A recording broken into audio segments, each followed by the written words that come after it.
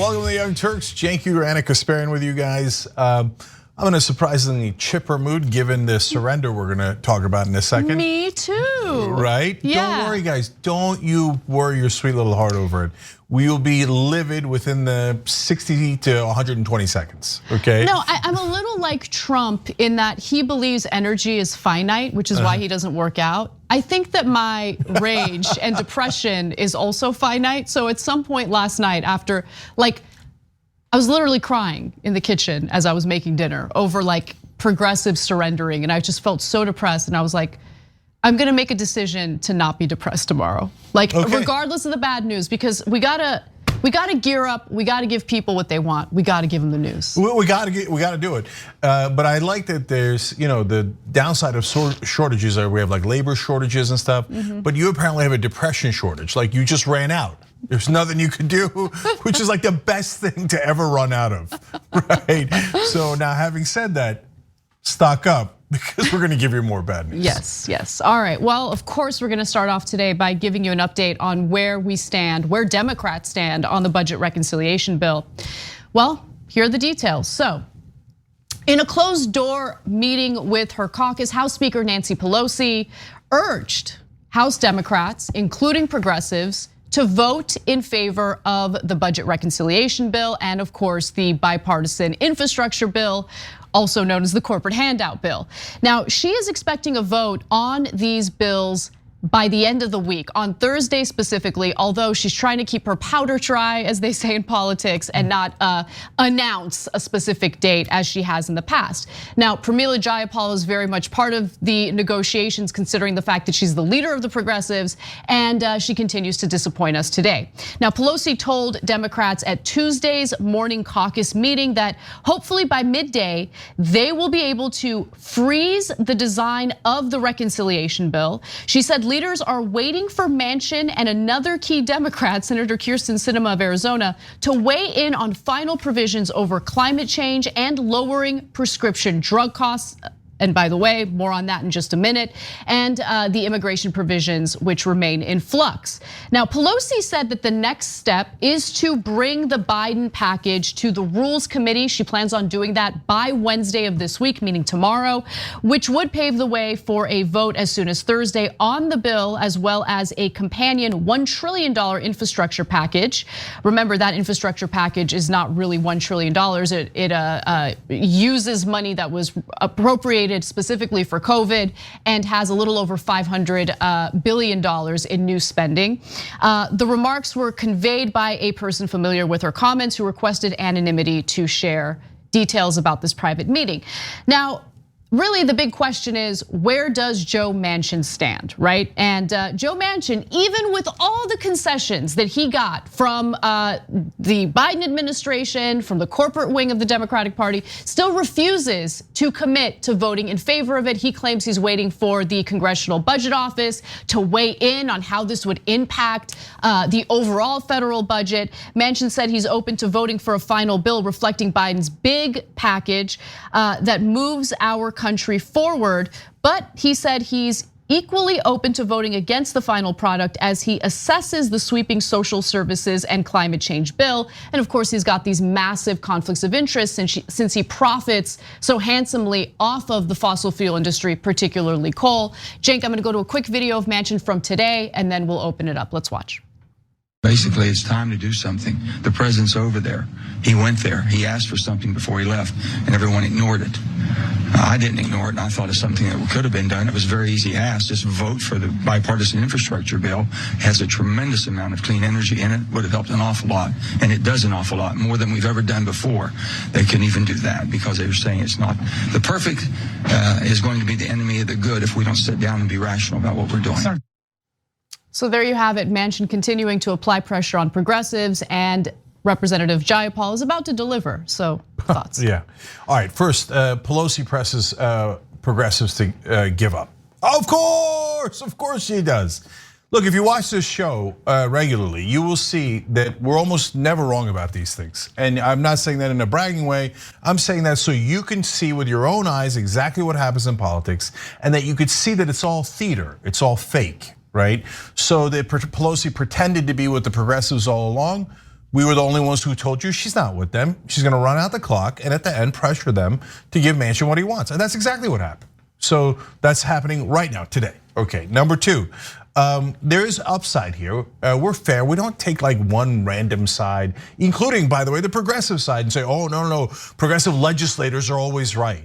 And people are used to that here in America because our media is so terrible. So mainstream media supports corporate politicians no matter what. Right-wing media supports Trump supporting Republicans no matter what. We don't do that here, okay? So now the good news is it looks like they're gonna have a written bill in the House. And so now Biden, Manchin, no, not Manchin, Biden is saying yes, the Senate will definitely pass that version, that House version they're about to pass. Okay? There's no promise that that'll actually happen. Yeah, no, there's a promise from Biden. Okay. There's a promise from Biden, but that really means nothing. No, that's okay.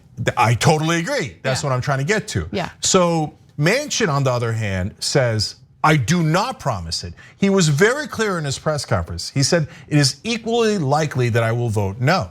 So later, when Jayapal, as you're gonna see now, she's like, oh, I trust and love these people. My God, they would never, a politician lying, a corporate politician lying, it would never happen, my beloved Democratic colleagues, right? Well, later, Manchin will say, I didn't lie. I told you before you surrendered that I wasn't gonna necessarily vote for your bill. And then Biden will say, oh, Jojo. He apparently calls him Jojo. It's very cute. Okay, hey, Jojo, you promised those rascally progressives, you remember? And Manchin at that point will pretend to get offended about something that happened in the meanwhile. He'll say, oh, well, I was going to, but I didn't even say it though. I wasn't, but I would have out of good faith. But since they did X, Y, Z, I can't do that anymore. So they're getting rooked and played as hard as you could possibly get played. And the planning here has been atrocious. It has, yeah. So right now, the ship is this close to sailing, and it doesn't look like there's any progressive revolt at all. So Manchin is about to get everything he wanted. That's exactly right, and you're right in terms of progressives lacking any strategy. Progressives did in fact have leverage because we're talking about the corporate wing of the Democratic Party and their corporate donors endlessly salivating over the pork in the bipartisan infrastructure bill, which would of course go to them. That's why they're salivating over it. But the worst part about all of this is the lack of leadership for the Progressive Caucus. And without further ado, I give you Representative Pramila Jayapal. Let's watch. This week, we will have votes on both the infrastructure bill and the Build Back Better Act together, which is what we've called for weeks. So we finally got what we've been saying, and we're glad that people listened to us. He was saying trust me on Thursday though. But we didn't have the bill, and he did not ask for us to vote on that day. He said, I need votes on both bills. And we have been saying for months, we are not going to vote just on an idea or a promise or a framework. We're gonna vote on legislation. The minute we have legislation, we can look at it. Our members can decide whether it is good enough, which we feel very good about, then we will pass both bills. And I think that is what we've been saying for weeks. I don't understand why anyone's confused about it. I take offense to the way that she framed it there because she's lying. This was not their strategy from the jump. Their strategy initially was to refuse voting on the bipartisan infrastructure bill until there was passage of the reconciliation bill in the Senate. Now she's completely surrendered and she's saying, no, we're gonna vote on both bills and pass both bills before we get passage of the reconciliation bill in the Senate. Even that stripped down, pared back reconciliation bill, we still don't have a commitment from Joe Manchin, but Pramila Jayapal was saying, well, Biden promises that he'll get it done in the Senate, so we're gonna go ahead and do this. Okay, well, that is a change in strategy. That's why people might be a little confused, as she put it. But don't act like this has been a consistent strategy among progressives, and all of a sudden people are confused and don't know what's going on. No, you changed what you were doing. And it's very clear to everyone paying attention. So look, I know in Washington, everything is about personal allegiances. So which side are you guys on? Which politician side are you on? We're not on any politician side. So I like Jayapal. I've met her, she's a very nice person and she's definitely a real progressive, okay? But she's wrong here. And furthermore, in this case, she's crossed the line. what she's saying is not true. It is definitively not true. They said that they would not pass the infrastructure bill in the House until the reconciliation, the bigger one, passed in the Senate, not in the House, passed in the Senate. Because that was the whole point of that trade. Now she's pretending that they didn't say that and they meant that they're gonna pass them together in the House. Well, that's just flat out not true. And we're not gonna tell you that it's true. I don't know if that's what her expectation is, that the media is just supposed to work for her. Okay, and by the way, John Berman, credit to him, he actually asked really good questions in that CNN interview, and he held her to account. So she had to give this ridiculous answer. Now, the second part of it is, as I told you earlier, the fact that they're gonna have a written bill at least is something, because it's tangible. Now, what's in the bill is, I think, pretty bad to approaching terrible. So we'll get to that later, but at least they'll have a written bill. Okay, now, then comes the question, who's right and who's wrong? Jayapal says, here, if you get past the fact that she's not telling the truth about the order of things, but it's okay. Let's say that they're gonna pass it. It looks like they're going to in the House. They're gonna give them both. Then it's gonna go to the Senate as a written bill from the House, concrete. Will they vote on that bill and pass it? She says, Biden says definitely, okay? And I'm telling you right now, no way. Now you're gonna get to see on your own who's right and who's wrong. I'm telling you right now, the minute they pass the infrastructure bill, that's the corporate backed bill, they lose all leverage instantly. They have literally zero leverage. I wish it weren't the case, but that's the case. And so what is Manchin gonna do? What any sensible negotiator would do. I changed my mind. In fact, I didn't even change my mind. I told you ahead of time that I was equally likely to vote no. And you were an idiot and surrendered to me anyway. I mean, look, it's uncomfortable, but it's true. Who would surrender to a guy who said, I might not even give you what you want? How is that a negotiation? No, that's just a surrender. That's all it is. You can pretty it up and you can get offended at us for calling it what it is, but it's at this point like embarrassingly obvious. Yes. So is Manchin gonna vote yes, and Sinema gonna vote yes on that House version of that concrete bill? My guess is no, they will not. The only thing they'll do is they'll then strip it out even further. This already sucks. And they'll strip out more provisions and anything that hurts their corporate donors, even $1. And then they'll say, now you could vote on this piece of trash that we handed back to you at the House. And then that way we'll all get to do fake marketing about what a historic bill it was. And if you don't vote for it, we'll browbeat you and say, oh my God, these guys are, no, well, the deal's off if they're not gonna vote on the piece of garbage we gave them. Or they won't pass it at all, and then they'll laugh their ass off at you. Okay. And when that happens, Jayapal should no longer be the leader of the Progressive Caucus. That's obvious. The only thing that would prevent that is the feelings of the people in the caucus. Now, if I'm wrong though, if she gets that concrete written bill passed, I think it still sucks, but at least she would be right about that, and you give her credit for that. I don't even really think we need to wait and see what happens with the pared down reconciliation bill to make a decision about Pramila Jayapal's leadership. Her leadership has been awful. There has been a lack of strategy, an unwillingness to use the leverage that progressives have. And I think that the worst scenario is very likely. And that worst scenario is that they're gonna pass the corporate handout bill and possibly not get passage of the reconciliation bill, which with everything that's been taken out of it, there are still some important provisions, right? Including universal pre-K, something that is not being means tested, something that applies to everyone universally, right? So that's huge. I mean, that's essentially childcare. And we've talked about the childcare provision and how that's lacking and everything. But what's also interesting, Cenk, is during that same interview on CNN, Jayapal was asked about Representative Ro Khanna, who is also a progressive. He's part of the Progressive Caucus. And just last weekend, he was doing his rounds on the Sunday shows, giving his interviews about the reconciliation bill. And I thought the way that Pramila Jayapal answered questions about his appearances was telling. So let's just quickly watch that.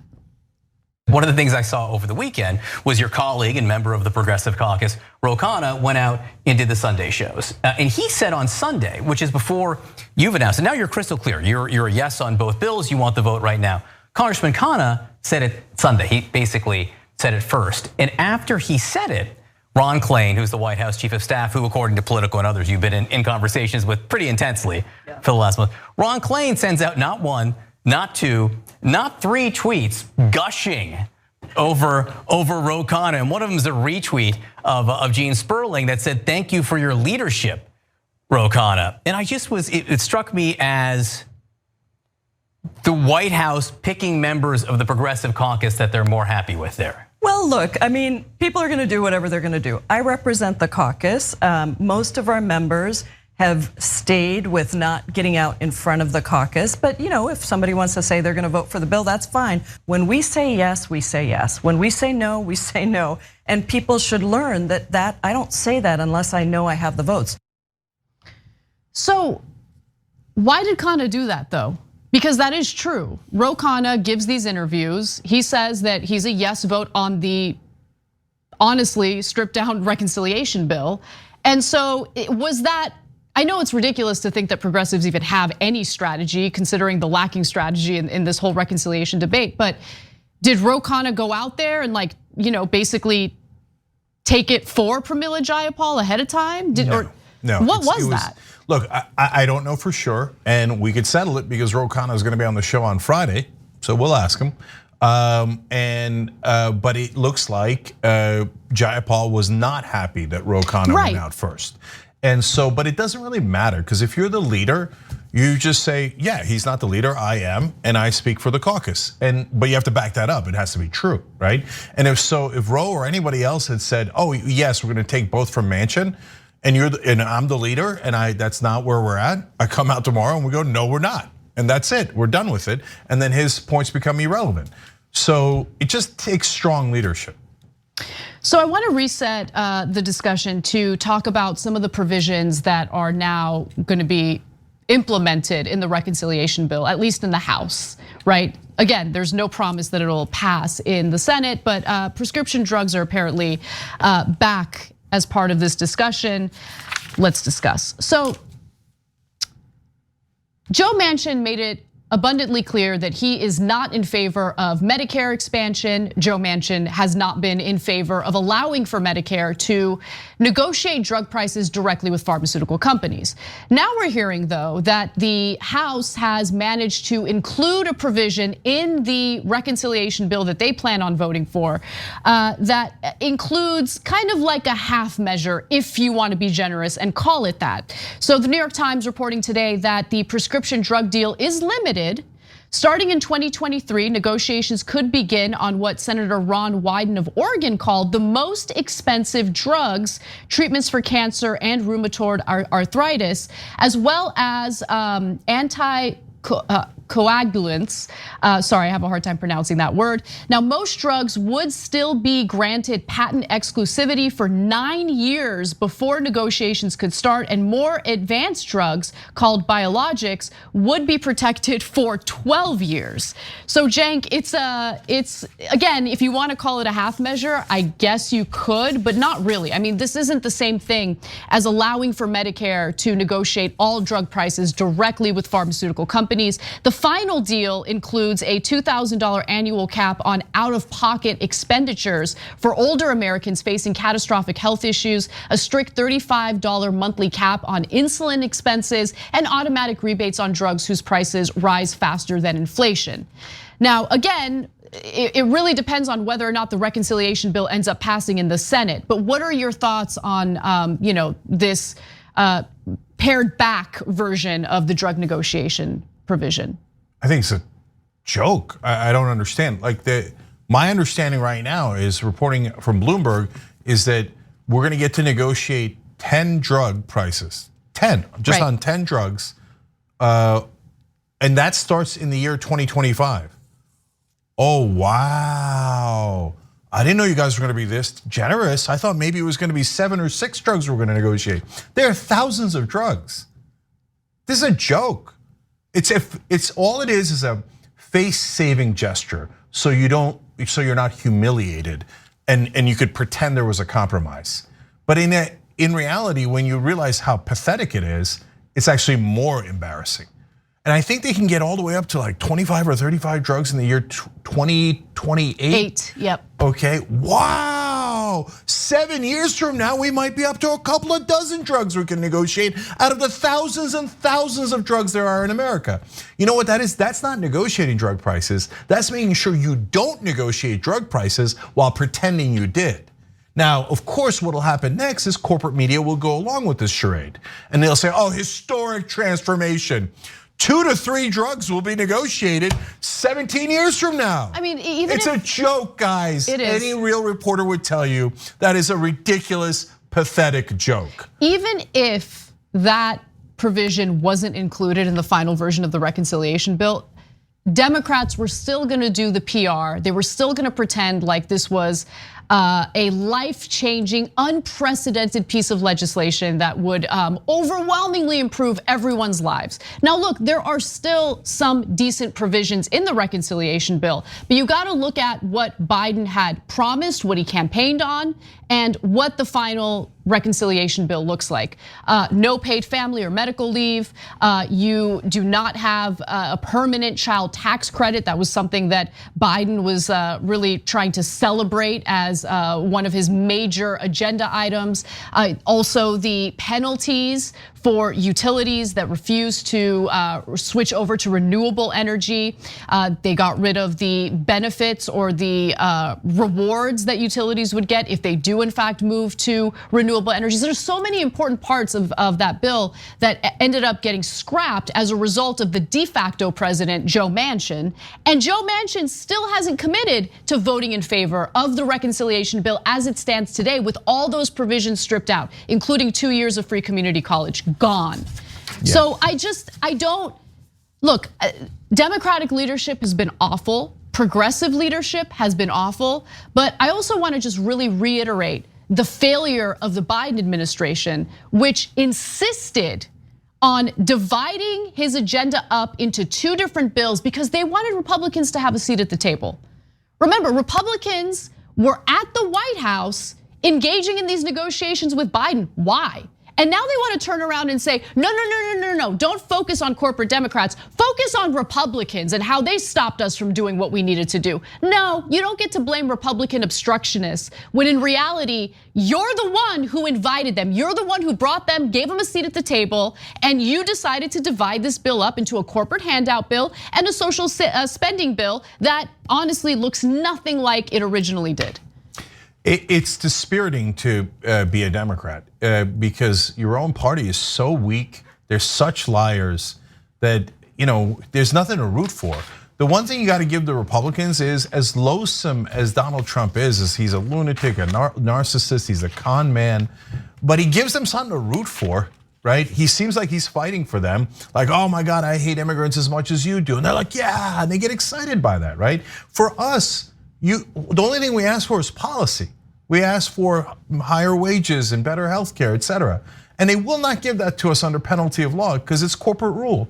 And so Biden has been lying about this from day one. I don't care who it offends. Let all of Washington cry over it. Oh, he's an honorable man. How could you say that? Get out of here, man. He told the donors that nothing would fundamentally change. Yep. Negotiating 10 drug prices is nothing fundamentally changing. The number goes up to 30 in the year 2028.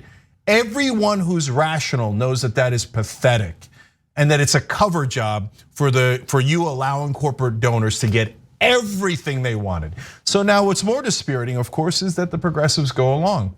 And now they'll be forced to walk the plank and do marketing for this awful so-called compromise as if it was historic transformation. And Representative Jayapal, the so-called leader of the Progressive Caucus, is already doing that on TV. Yep. Oh my God, before I saw the details, I saw her on TV bragging about this, about how they got, oh, you wait till you see the lowering the drug prices that we're gonna do. This was it? This was it? Nah. So our jobs tell the truth. These compromises are the worst things I've ever seen. Universal pre-K, the corporations wanted it anyway. The corporations have gotten everything they wanted. Yep. We got a couple of crumbs. And it's the same story every time. So you're not wrong to be disillusioned. And if they want us to lie to you guys, to cheerlead so you'll vote for Democrats, why? Why? So I know on the social issues, but on the economic issues, barely even the social issues. Barely, but what did you do? Did you do voting rights? You didn't do voting rights. Police reform? You didn't do police reform. Why the hell are we voting for Democrats? And then they'll do the same tired trick. Aren't you guys exhausted by it? Yes. What will they do? They'll blame us. They'll blame Young Turks in specific. Oh, you guys lowered the voter turnout. If you just lied to people and told them we negotiated all drug prices when we had a perfect lie going and we were gonna just do 10. It's 10, guys. There's no argument. It's not like there's 12 drugs in the country. There's thousands of drugs in the country. 10 is a joke. So we're not gonna lie. So note progressives in Congress. We're not gonna lie for you. That's not how progressive media works. This is a terrible so-called compromise, and you're gonna walk the plank on it. We all know it, and then you're gonna get mad at us for not defending a terrible deal. Well, here's a news break, do a better deal. Oh, but there's nothing we could do. But we had you run against corporate Democrats because corporate Democrats' excuses, there's nothing we can do. If the progressive excuses, there's nothing we could do, then we elected the wrong people. So, oh, that's so harsh, that's so harsh. You're screwing over the voters by pretending this is a real deal. That's actually mean. That's actually not delivering.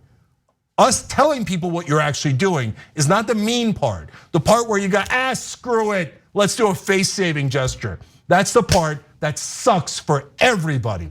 This is the worst news. I wish I never had to deliver this to you, but that is what just happened. And by the way, after all of that, and after all that humiliation, Manchin and Sinema might vote no anyway. Sad. All right, when we come back, I gotta do one special segment. It's just real quick, guys. It's important for you to know what they could have done, because they always say there was nothing we can do. That's not true. When we come back, I'll tell you what they could have done. Right back.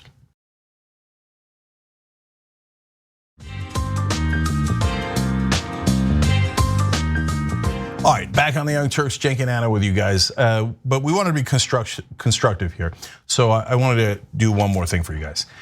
So as we've seen now, it looks like the progressives are going to give in, and they're going to give Manchin, Sinema, Biden, and Pelosi the vote that they want on the corporate-backed infrastructure bill, and they're going to pass their version of the Build Back Better bill. But there with no guarantees that it's going to pass the Senate. We think that is a surrender. We think that is a terrible deal. And Manchin has said he might vote no anyway, despite progressives giving them everything they wanted. So now you guys know that, you've seen the details of it, we've covered it.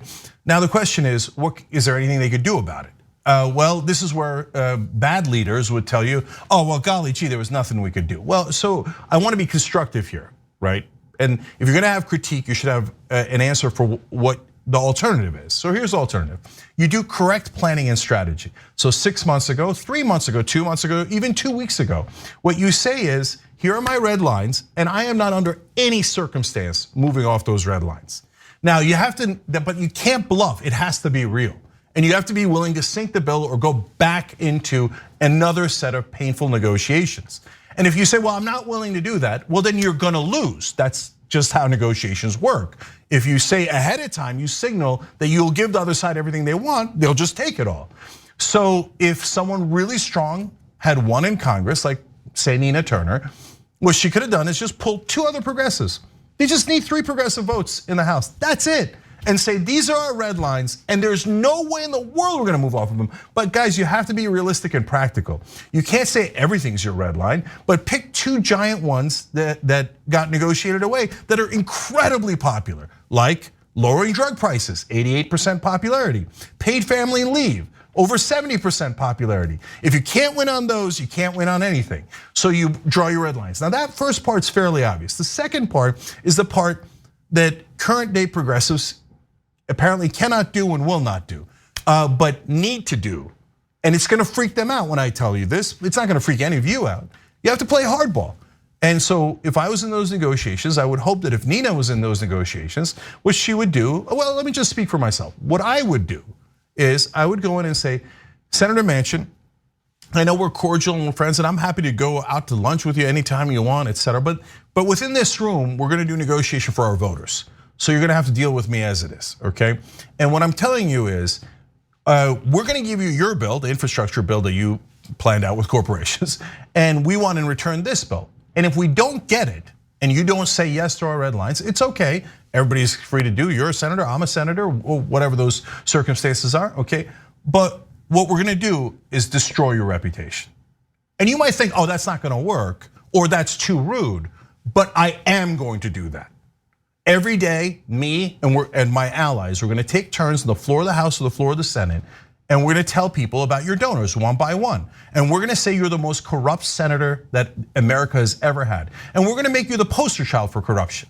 Now, already Bernie's out, Jayapal's out. They would never, ever, ever do that. In fact, the mere suggestion would offend them to their sensitive core, right? But guys, this is politics, and you don't play politics for fun. You play it so you can pass bills that affect people's lives. And you think Manchin wouldn't be affected by that? You're wrong. He would be deeply affected by that as long as you're not bluffing.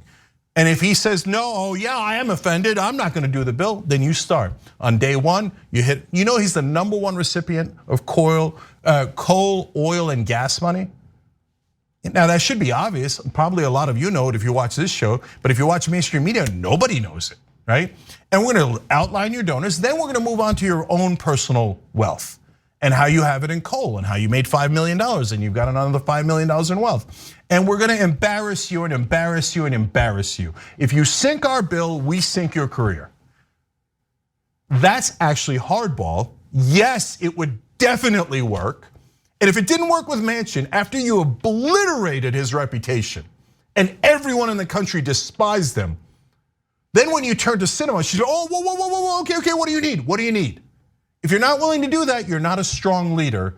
And because you're worried about offending people you have personal friendships with or relationships with, instead you're hurting the voters because you're not willing to use something in your arsenal.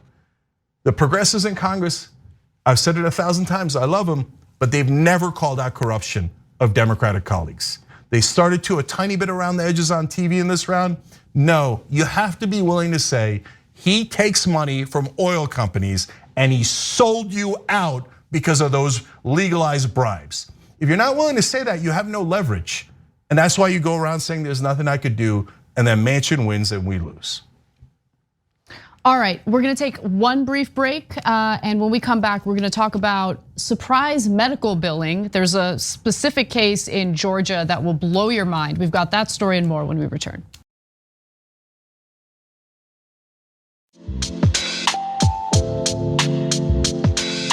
All right, back on TYT, Cenk and Anna with you guys. I'm gonna read one super chat here. Fab Dragon said, we don't listen to TYT because we haven't formed opinions. We listen to TYT because TYT represents the wants and needs of 60% plus of American opinions. That is thank you. I think that's the most true thing that anybody said in terms of comments about TYT. Yes, they think we're making this up. We see what you're saying. We see the polling. All we're doing is trying to represent you guys. And anyway, the politicians can believe it or not. I don't care anymore. All right, Anna. All right.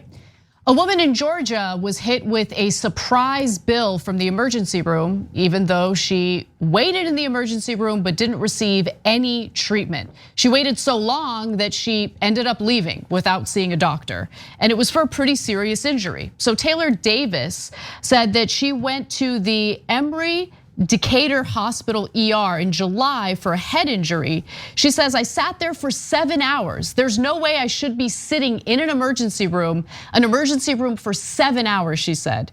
Now, a couple of weeks after she went to the emergency room and did not receive any treatment, she got a surprise bill in the mail that was nearly $700. So she shared a screenshot of the bill for $688.35. She actually thought it was a mistake, as most normal people would think, because again, she didn't get to see a doctor, she received absolutely no treatment. The only thing that happened was she showed up to the emergency room, checked in, and then waited for 7 hours without any treatment. Now, she did reach out to the hospital to try to figure out what's going on. She thought this was a mistake. So I called them, and she said it's hospital protocol, even if you're just walking in and you're not seen, when you type in your social, that's it, you're gonna get charged regardless. An email sent to Davis by the hospital, the financial services employee, states, you get charged before you are seen, not for being seen. Well, that doesn't make any sense. So apparently it makes a lot of sense because Georgia is not the only state that has this issue. In fact, Georgia isn't even the most expensive state in regard to what's referred to as an emergency room visit fee, right? That's tacked on to your emergency room bill, right? So most people don't notice it because most people will get treatment. But in that bill, baked in, is a fee just for showing up to the emergency room. The most expensive state for that emergency room visit fee is Florida. As CBS reports, Florida is the most expensive state for emergency room visits. Moderate severity ER patients are billed an average of $3,102 before insurance. Yeah, guys, this is unbearable. They're asking for a revolution, and not just a political one. I'm trying to keep it political. I want it to be political, but what insanity is this? This is total corporate rule, and they're crushing us to pieces. So let's break down what happened to her. First of all, you go to the emergency room, they don't treat you for 7 hours. They say, we have a wonderful private system. Do we? That's our private care in America, where you wait for 7 hours and don't even get treatment when you went to an emergency room. So if there's government, you're gonna have big lines. We already have big lines. Yeah, we have big lines for a patient who has a head injury, which is pretty serious. She should get medical attention immediately, and she didn't. It's insane. All right, now, this is the most important part. They literally charged her $100 an hour for not treating her. Every hour that she waited there, not being treated with a head injury, they charge her $100 for not treating her. And then they have the audacity to write emails telling them, well, as soon as you step in, the minute we start not treating you, we're charging you. No, that's Alice in Wonderland. By the way, it doesn't happen in any other country. Our corporate media is gaslighting you, telling you this is normal. This is not normal. Government tyranny, hey, right wing, hey, idiots. Government tyranny isn't the mask or the vaccine. It's making you pay this bill for no goddamn reason. No. The thing is, tyranny is bad when the government's involved, right? But tyranny, good when it's done by corporations. So corporate tyranny, awesome. By the way, I believe that tyranny in any case is awful, which is why I think we should decommodify healthcare completely. There shouldn't be a profit motive behind it. The fact that there's a profit motive behind it with a flaccid, Congress that refuses to do anything about it allows them to do this kind of stuff without ever being held accountable. There's no regulations preventing them from doing this. They do it because they can. So look, this is, for whatever it's worth, let's start a hashtag corporate tyranny for stories where corporations absolutely rob you blind, and your government does nothing to help you. So Bernie calls it democratic socialism, I call it democratic capitalism, but it's the same thing. The idea is relatively the same thing. The idea is, in democracy, is supposed to check the excesses and the abuses of big business. If you just leave big business to run things, what are they going to do? They're going to maximize profit. We all know this because we're not reporters. Reporters go, I don't know what companies are going to do. Do they make a profit? Is that what they try to do? They try to maximize it? I never heard of that. So because why? Because they're part of corporate rule. They're part of corporate tyranny. So they tell you, it's normal for you to get robbed. You go to the emergency room to see a doctor, they rob you of $700. That's a literal robbery. They're saying you pay us $700. By the way, if you don't, eventually they say, well, we put it transferred here. Now it's the government that you owe, and we're putting you in jail because debtors' protections are back. We explained that in another story. Okay, so guys, now we're all scared to death to go to the doctor. I talked to a friend of mine over the weekend. He's like, when I was getting my insurance, they explained to me how they can do surprise billing on me. So they're now just saying it. Yeah. Oh, we're gonna do a surprise. They said they could send my lab tests to a doctor that's out of network, and I'll never know it. And then they'll charge me $2,000. And he said, I don't have $2,000. That's right. There's no transparency at all when you go visit the doctor, which is why so many Americans, even with insurance, don't go to the doctor to receive the preventative care that they need, right? So look, this is something that really should be talked about more, because you look at a country like Cuba, right? Cuba, with all of the economic issues that it has as a result of the United States and its embargo, they're cut off. Cuba is considered a state sponsor of terrorism because of what the Trump administration labeled it as. So it's not just the United States that refuses to do trade or work with Cuba, it's the international community, because they're terrified of retaliation from the United States. I give you that context because it's important. They don't have the resources that we have here in the United States, but they're so good about preventative care. You have doctors and nurses literally showing up to people's homes regularly to make sure everyone's okay, because they know they can't afford for anyone to get ill to the point where they don't have the treatments necessary for these people, right? So the average life expectancy in Cuba, 78 years. You know what it is in the United States? 78 years. With all of our wealth, with all of our resources, with the top of the line medical treatment and care. But it doesn't matter if you can't afford it. And we don't do anything about preventative care in this country. We discourage people from getting preventative care.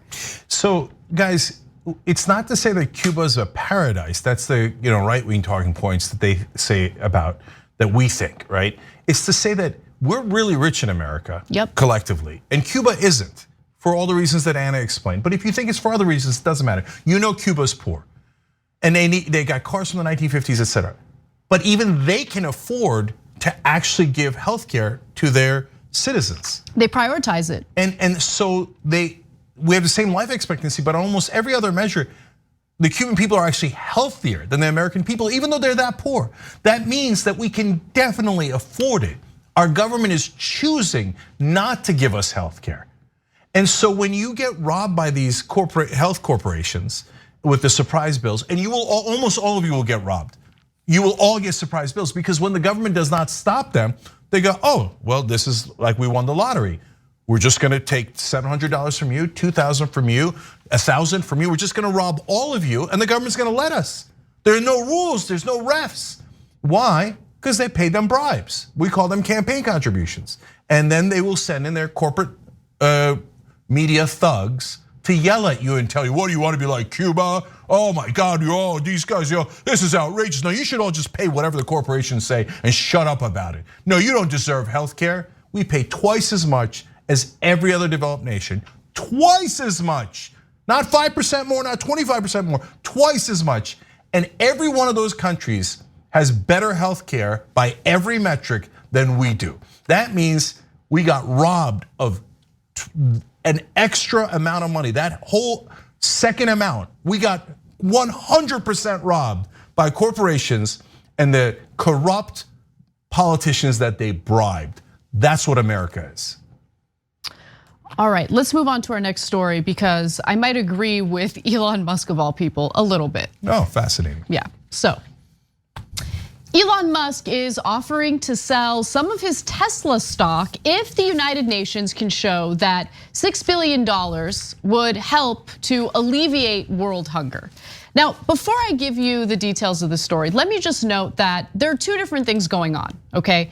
On one hand, you have Elon Musk, who's consistently crying about having to pay taxes to a country that provided the seed money for Tesla and many of his business ventures that have made him fabulously wealthy. But that's not what this story is about. This story is about the UN World Food Program.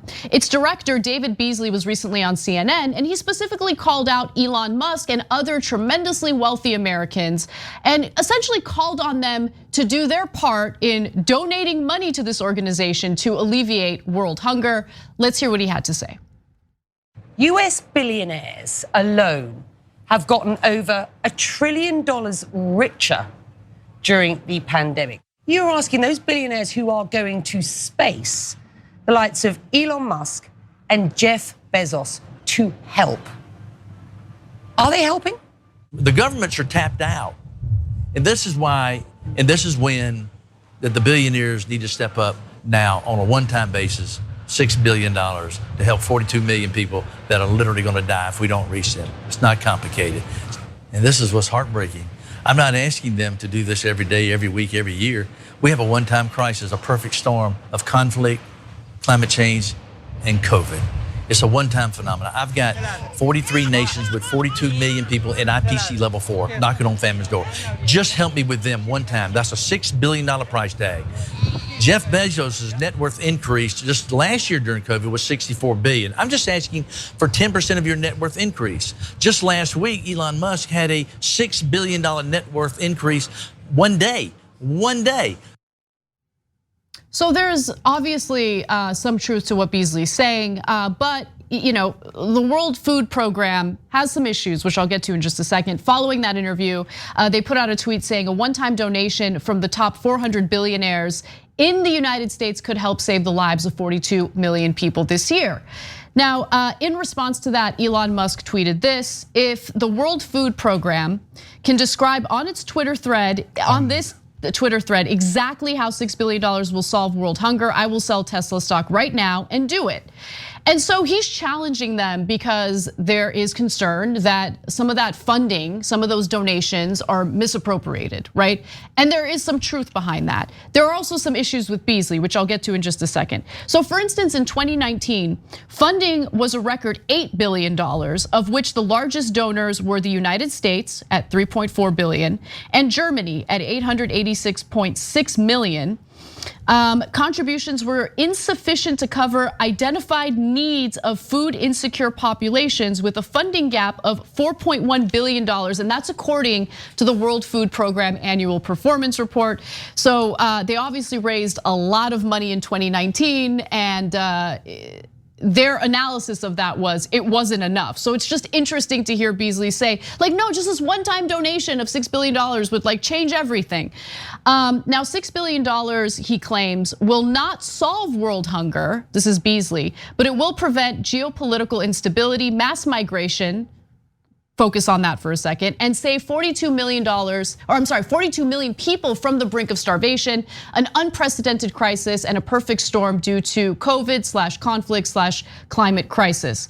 Now, he likes to focus a lot on migration and the migration crisis because he was actually tapped by the Trump administration to lead the World Food Program, specifically to end migration to the United States.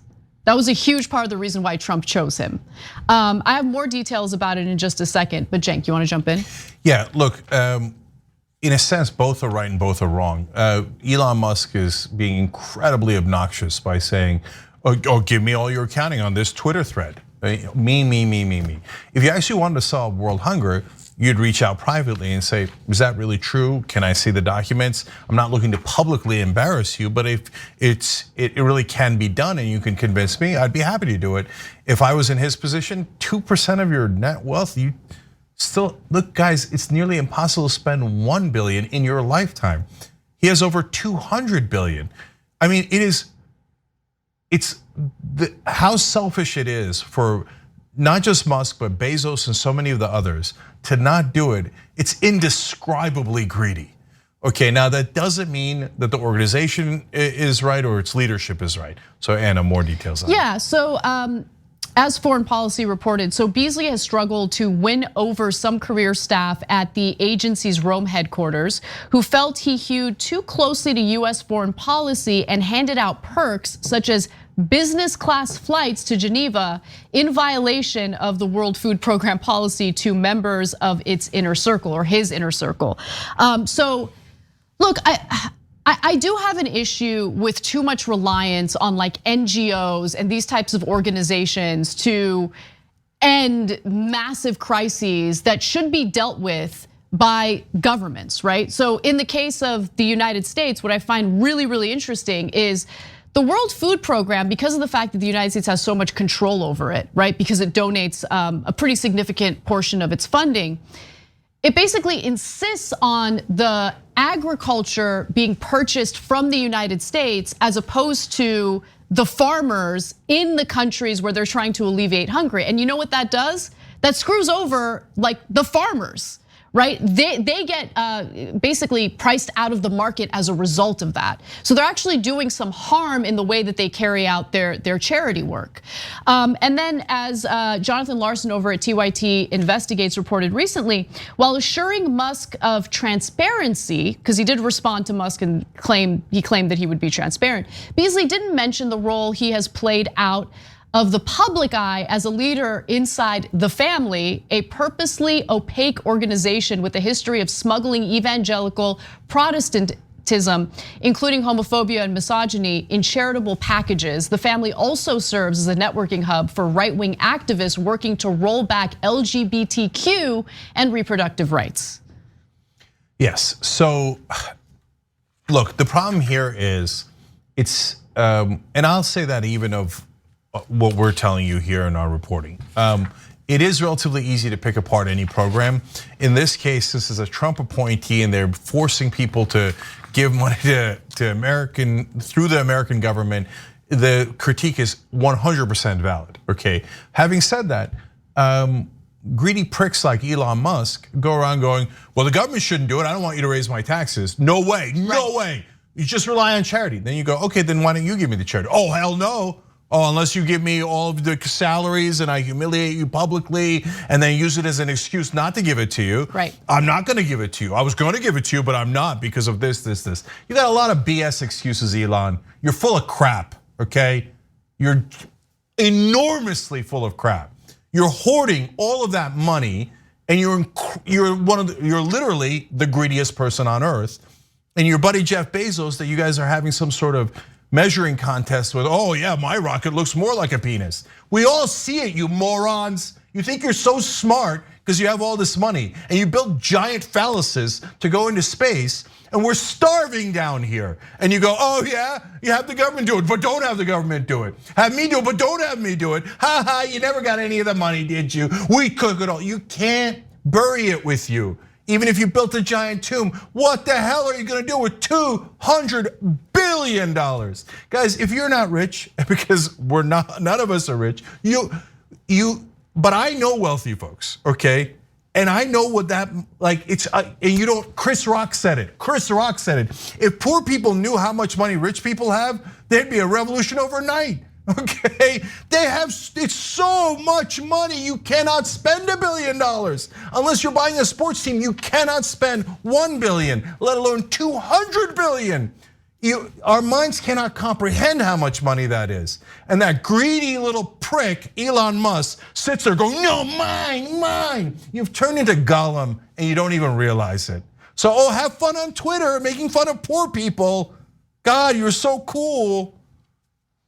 All right, that does it for our fiery first hour. When we come back, Leon Cooperman is back. He's crying again. He thinks that billionaires are just, unfairly being picked on. So we'll hear from him, and also Lauren Boebert, who is bragging about delivering babies in the back of trucks.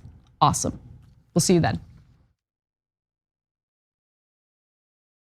Thanks for listening to the full episode of The Young Turks. Support our work, listen ad-free, access members-only bonus content, and more by subscribing to Apple Podcasts at apple.co/TYT. I'm your host, Cenk Uygur, and I'll see you soon.